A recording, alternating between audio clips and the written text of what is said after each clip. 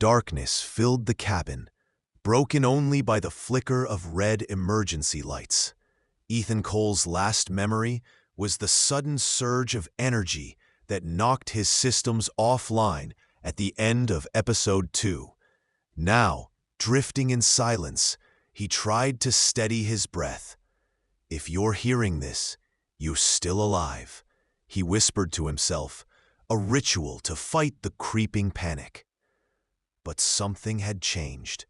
His navigation display pulsed with alien symbols, clearer and more deliberate than ever before.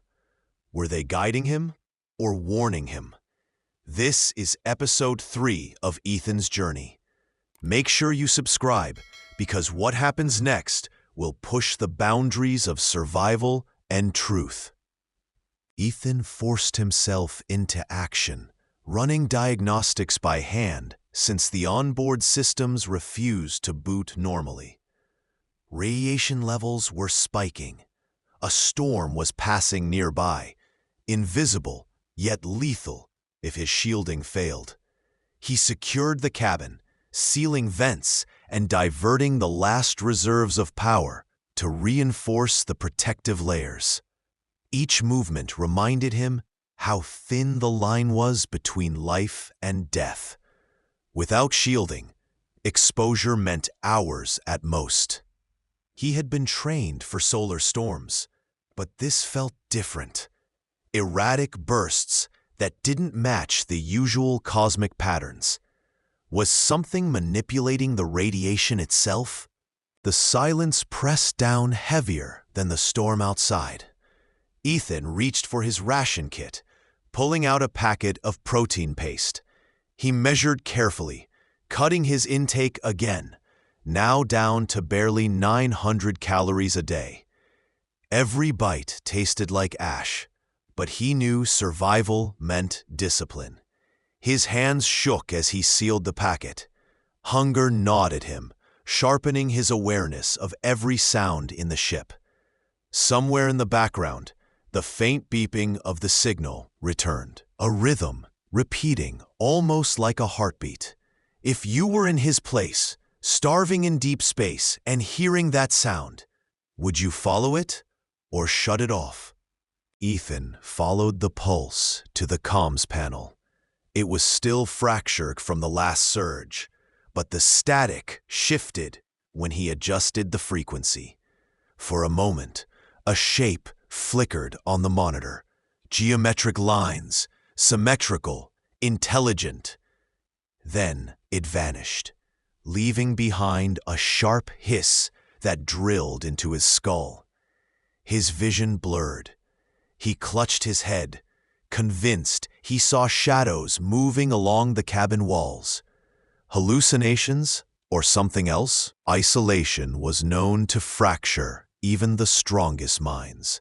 But these shadows moved with intent, bending toward the alien symbols as if responding to them. Sweat dripped down his temple as Ethan steadied himself. He opened the emergency manual, flipping to the section on psychological resilience. The sterile instructions felt meaningless now. Maintain routine, log entries, identify distortions. None of that explained why the symbols on his navigation screen had just realigned into a star map. Not random, not static. A destination. He traced the glowing points with trembling fingers and realized they formed a path through the radiation storm. A way forward, or a trap. What do you think? Would you trust an alien signal to guide your only ship through deadly space?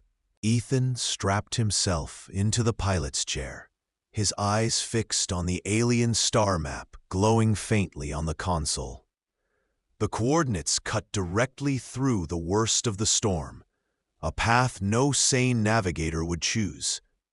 But his own systems were failing, gyros stuttering, trajectory calculations collapsing into error codes. He had two options: drift until the storm consumed him, or gamble everything on the map. He tightened his grip on the controls, whispering, "Show me you're not trying to kill me."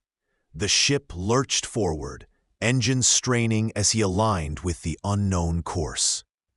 The first impact came fast. Radiation slammed against the hull, crackling across the shielding like a storm of invisible lightning. Ethan monitored the counters, levels rising dangerously close to the red zone. He rerouted auxiliary power from climate control, plunging the cabin into icy cold. Frost edged across the interior panels, his breath fogging the air. But the navigation display remained steady, the alien symbols glowing brighter, as if feeding on the storm. A thought crept into his mind. Was he shielding against the radiation, or being guided by it?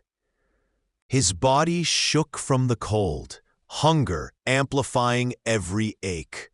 He closed his eyes for a second, and opened them to find the shadows again, darker, closer.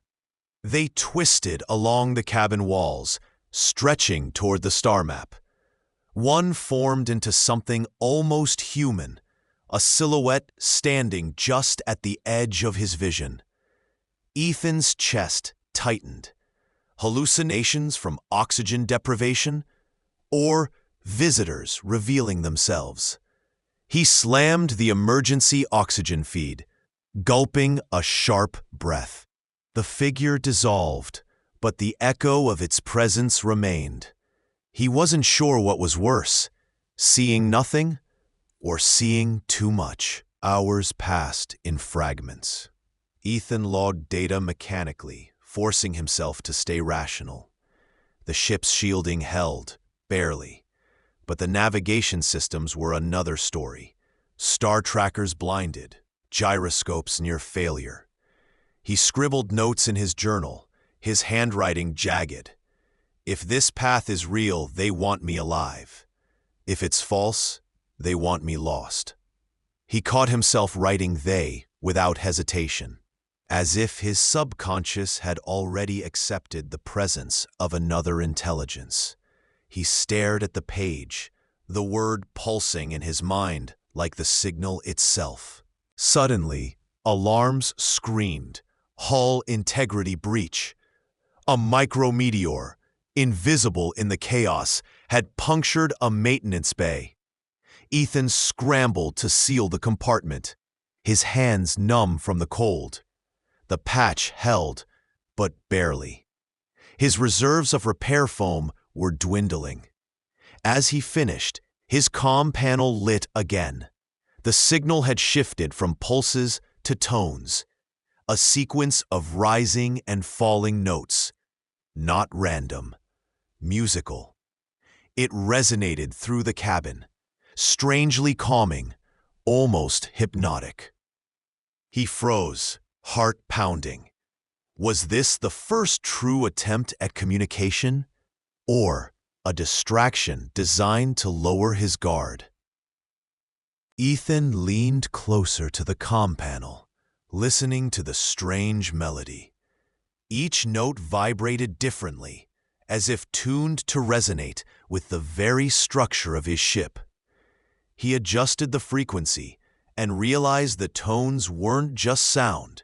They carried data, patterns, instructions. His mind raced. Could this be a form of language? He recorded everything, sketching the waveforms into his journal. The rhythm reminded him of breathing, in and out, steady and alive. It felt less like random signals and more like a presence. Someone, or something, was speaking directly to him. The tones guided him deeper into the storm. The ship rattled violently, sparks bursting from overloaded circuits. Ethan cursed under his breath, hands flying across the controls. Shields were at their limit. Every calculation screamed "turn back." But the alien path cut a narrow corridor through chaos, and as he followed, radiation levels briefly dropped, like a tunnel carved in fire. His rational mind told him this was impossible, yet here it was, saving his life. He muttered, "If this is a trap, it's the most beautiful one I've ever seen." Exhaustion clawed at him. He closed his eyes for just a moment, and vision swarmed his mind. He saw a vast structure drifting in the void, towers of light spiraling like DNA, symbols etched across their surfaces. He saw his own face reflected in alien glass, older, worn, almost broken. A whisper echoed through the dream. Ethan Cole, not alone. He jolted awake, his pulse racing. The ship's alarms had gone silent. Outside the viewport, the storm had cleared, revealing an expanse of stars unlike any charted region he knew.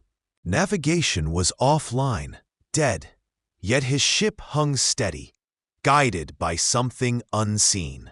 The alien star map shifted once more, revealing a new set of coordinates. Not random points this time, a precise vector leading toward a cluster of faint lights. Ethan magnified the view. His breath caught. The formation wasn't natural. Symmetrical, geometric, pulsing faintly like a beacon. A base? A shipyard? Or a trap set for explorers reckless enough to follow? The thought that someone had planned for him to be here sent ice through his veins. As he stared, the comm panel sparked alive, flooding the cabin with static before a voice broke through. It wasn't alien, it was human. A woman's voice, calm and deliberate. "Ethan Cole, you were never supposed to survive." His hands froze on the console, blood rushing in his ears. Someone had been orchestrating this all along. But who? And why? The signal cut, leaving him in silence, heart hammering against his chest. Episode 3 ends here. Subscribe, because in Episode 4, Ethan will learn the truth about the mission, and it may destroy everything he thought he knew.